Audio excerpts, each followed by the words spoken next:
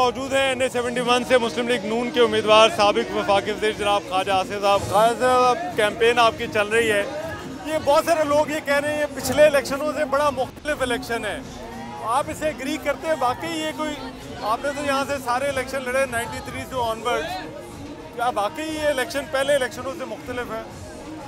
देखें जी, कन्वेंसिंग करनी या मुहिम चलानी, इंतखाबी मुहिम चलानी तो अभी भी रवायती तरीके से चलाई जा रही है। ना सिर्फ यहाँ पे बल्कि और जगहों के ऊपर भी जो है रवायती तरीक़ों से चलाई जा रही है।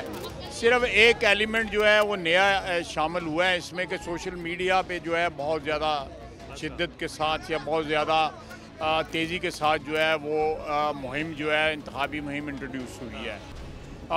उसको आप इग्नोर नहीं कर सकते, आपको सोशल मीडिया भी जो है ना उसका भी ध्यान करना पड़ता है, क्योंकि एक बहुत बड़ी तादाद जो है हमारी पॉपुलेशन की इस शहर में भी और अदरवाइज़ भी सोशल मीडिया पे मौजूद है। मुख्तलिफ जो प्लेटफॉर्म्स हैं सोशल मीडिया के, ट्विटर है, यूट्यूब है, और ये सारे जितने भी हैं, व्हाट्सएप वगैरह जो है, ये सारे के सारे जो है ना प्लेटफॉर्म्स को आपको कवर करना पड़ रहा है। पर जहाँ तक आज भी जो जिस तरह आपने अभी यहाँ पे एक हमारी कॉर्नर मीटिंग देखी, भरपूर हाज़िरी थी इनकी, इसका कोई आज भी निमल बदल नहीं है।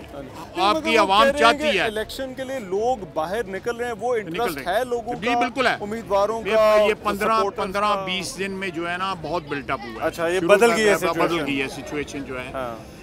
देखें, अभी भी जो पर्सनल टच जो है ना, जो ह्यूमन टच जो है ना कैंपेन के अंदर जो है इंतखाबी मुहिम में, वो आज भी नंबर 1 मतलब जाना पड़ता है, लोगों से राब्ता करना पड़ता है, लोगों से हाथ मिलाना पड़ता है, दुकान जाना पड़ता है, घर जाना पड़ता है। टीमें जो अगर आप चाहेंगे कि जी सिर्फ सोशल मीडिया के ऊपर जो आपके वॉरियर्स हैं उनको एक्टिवेट करके आप आवाम को अप्रोच करके वोट ले सकते हैं, वो फिर उतनी तादाद में लोग जो है वो नहीं आएंगे पोलिंग स्टेशनों पे जितनी आप एक्सपेक्ट करते हैं। उसके लिए आपको उनके पास चल के जाना पड़ता है, उनके वहाँ चाहे जाके वहाँ पे छोटा जलसा कर लें, चाहे डोर टू डोर कर लें, लेकिन जो पर्सनल टच है वो आज भी नंबर 1 के ऊपर है। लेकिन खास साहब, PTI तो कहती है हम बड़ा रिलाय कर रहे हैं और उम्मीद भी उन्होंने लगाई हुई है कि खामोश वोटर होगा, वो वोटर आपको कॉर्नर मीटिंग जलसे में नजर नहीं आएगा, लेकिन वो इलेक्शन के दिन हो सकता है क्योंकि खान साहब की सजा भी हो गई, पार्टी का निशान चला गया, तो रिएक्शनरी वोट जो है वो उनका निकल सकता है। क्या ये चैलेंज होगा आपके लिए? It can work both ways. अच्छा,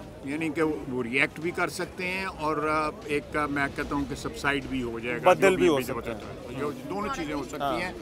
मैं प्रेडिक्ट नहीं करूँगा, ठीक है, लेकिन मैं एक बात आपको, हमारे शहर में कुछ 26% जो है मुख्तलिफ सर्वेस के मुताबिक जो है वो अनडिसाइडेड वोटर था। अच्छा, हमने वो उस वोटर को जो है अट्रैक्ट किया है और पिछले 2 हफ्ते के अंदर जो है अनडिसाइडेड वोटर जो है वो उस शिफ्ट हुआ है, PMLN की तरफ शिफ्ट हुआ है।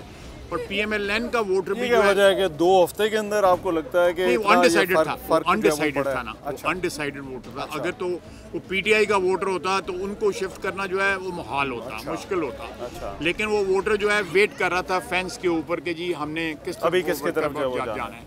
तो मेरा अपना ख्याल है कि जिस तरह लोग रिस्पॉन्ड कर रहे हैं, मैं बाज़ारों में भी फिरा हूँ, भट्ट साहब भी बाज़ारों में फिरे हैं, मेरे दूसरे साथी जो हैं फैसल इकराम साहब, हम फिरे हैं। और उसके बाद जो जलसा हुआ है, मेरी जो शुनीद है कि अभी तक जो है पंजाब में इतना बड़ा जलसा नहीं हुआ जितना सियालकोट में जो जलसा हुआ है, जो नवाज शरीफ साहब का जो जलसा हुआ है। और नवाज शरीफ साहब जो है मियाँ शहबाज शरीफ और मरियम नवाज साहिबा के साथ आए हुए थे, एक बहुत बड़ी प्रेजेंस थी उनकी सियालकोट। तो अब आपको लग रहा है वो इलेक्शन का माहौल भी बना है, लेकिन खालिद साहब अब इसमें देखिए एक विनिंग स्ट्रीक है जो आपकी 1993 से चली आ रही है। ये विनिंग स्ट्रीक कई दफ़ा तवक्कुआत को बहुत ज़्यादा बढ़ा भी देती है, आपकी अपनी भी तवक्कुआत। क्या ये चैलेंज है या आप ये समझते हैं फ़ायदा हो सकता है? एक कंस्टिट्यूंसी, एक ही पार्टी, एक ही कैंडिडेट जो है वो जब मुसलसल जीता है तो फिर ये प्रेशर किस साइड पे जाता है? आपकी बात जो है उसमें वज़न है थोड़ा बहुत जो है, मैं समझता हूँ, लेकिन ये सियासत में जो है यहीं नहीं, पाकिस्तान में नहीं, आप दुनिया में हर जगह देखेंगे, हर मुल्क में जहाँ पे इलेक्शंस होते हैं, मल्टी पार्टी सिस्टम है, वहाँ पे लोगों के पास 40-40, 50-50, 60-60 साल से जो है सीटें हैं। और आपको इस शहर में पहली दफ़ा मेरे वालिद ने 1951 में सीट जीती, उसके बाद 56 में, 62 में, 65 में, फिर वो सेनेटर बने, फिर 85 में MNA बने। तो आप भी तो 93 से मैं 93 में 93 से 23 अभी 30 साल होने को है।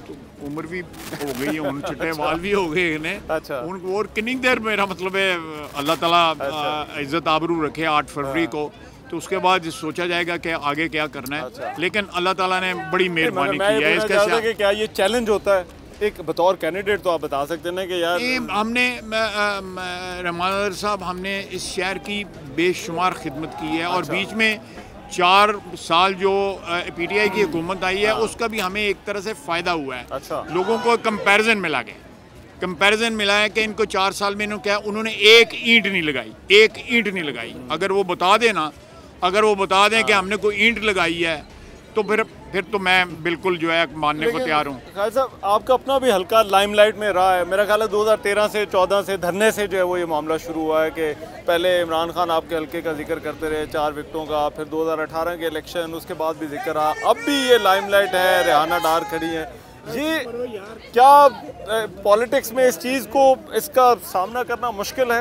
क्या ये चैलेंज है कि जब कंस्टिट्यूएंसी की पॉलिटिक्स नेशनल लेवल के ऊपर जो है वो इशू बनी हो? वो देखें, वो एक लिहाज से मेरे बेनिफिट में जाता है। अच्छा।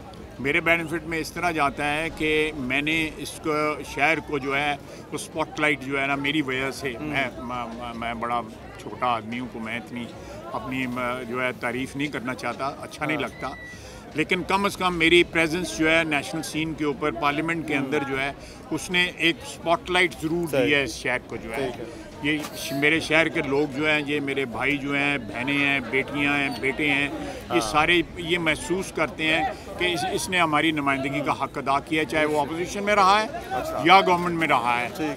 एक सबसे बड़ी क्वालिफिकेशन जो मैं लेके चल रहा हूँ वो ये है कि इस शहर में मैं और मेरे साथी जो है ना, उन्होंने कोई पार्टी नहीं बदली, वफादारियाँ नहीं बदली। आपका और आपका जो पैनल है उसने बिल्कुल मियां नवाज शरीफ के साथ इब्तदा से लेके आज तक जो हम उनके साथ खड़े हैं। हमारे अपोनेंट जो है वो हमारे साथ भी रहे हुए हैं, काफली के साथ भी रहे हुए हैं, मुशर्रफ के साथ भी रहे हुए हैं, पीपल्स पार्टी के साथ भी रहे हैं। उन्होंने आप ही नहीं याद है कितनी पार्टियां उन्होंने बदली हैं। तो वफा का भी तो वोट है ना, वफादारी का, कमिटमेंट का भी एक वोट है। लेकिन खालिद साहब, अब ये बताइएगा, ये अब क्योंकि आगे ये मुस्लिम लीग नून कह रही है, कॉन्फिडेंट है, वैसे क्या कोई टारगेट सिंपल मेजॉरिटी का है मुस्लिम लीग नून का? जो अभी आपने देखा, आप कह रहे हैं कि अभी इंतखाबी माहौल थोड़ा बन गया है, तो मुस्लिम लीग नून ओवरऑल आपको लगता है सिंपल मेजॉरिटी की तरफ जा सकती है? कोई मिल मिला के काम होना है? हम सिंपल मेजॉरिटी अटेन कर लेंगे। अच्छा, इंशाल्लाह। तो आगे फ्यूचर आप क्या देख रहे हैं? ये पीपल्स पार्टी है, अभी तो खैर इंतखाबात चल रहे हैं, वो लफ्जी गोलाबारी तो हो रही है, लेकिन क्या आपको दीगर पार्टियों को हो सकता है साथ लेकर जो वो चलना पड़े मुस्तकबिल के अंदर?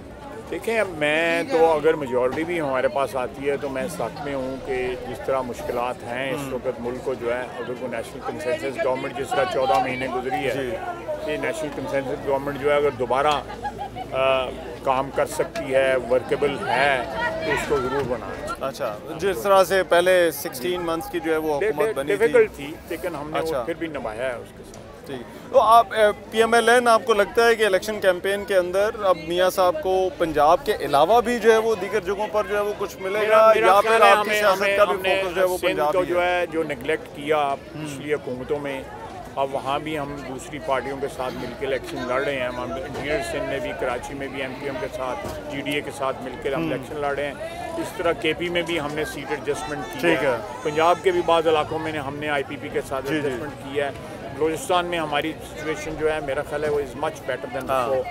तो मेरा ख्याल है कि we'll emerge as a national party. और वज़ीर आज़म का कैंडिडेट मियाँ नवाज शरीफ ही हैं। जी। इलेक्शन के बाद भी वही जो है वो कैंडिडेट होंगे इंशाल्लाह। ठीक है खालिद साहब, थैंक यू सो मच जी, बहुत शुक्रिया जी, थैंक यू।